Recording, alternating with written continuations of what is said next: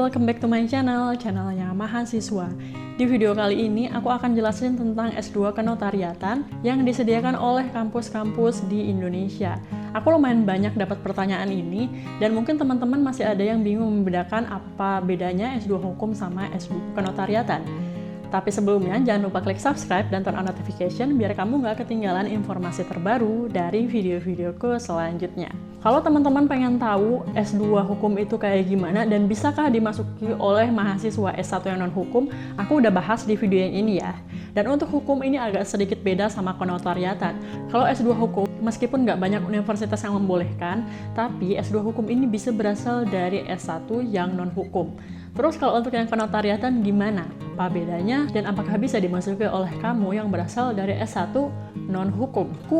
Aku akan membahas dari 6 universitas di Indonesia yang menyediakan program studi S2 kenotariatan.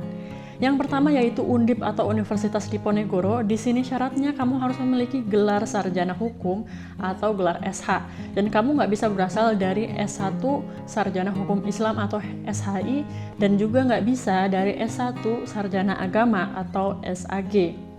Yang selanjutnya yaitu di UNER atau Universitas Airlangga. Di sini juga persyaratannya adalah kamu harus berasal dari S1 ilmu hukum, cuma itu aja ya.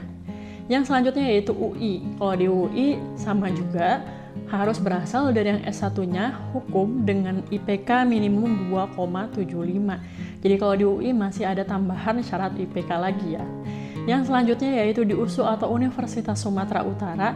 Di sini aku nggak dapat informasinya apakah harus dari S1 hukum atau enggak, tapi di persyaratan khususnya yaitu IPK minimum 2,75. Yang selanjutnya yaitu Unisula. Untuk di Unisula ini persyaratannya yaitu harus dari S1 hukum, dan yang di Universitas Brawijaya itu juga harus berasal dari S1 hukum. Kalau kita lihat dari yang aku bahas di video ini, 5 dari 6 universitas di Indonesia mensyaratkan bahwa S2 kenotariatan harus berasal dari S1 hukum. Gimana menurutmu? Bisa komen di bawah ini ya. Terima kasih sudah menonton video ini sampai akhir.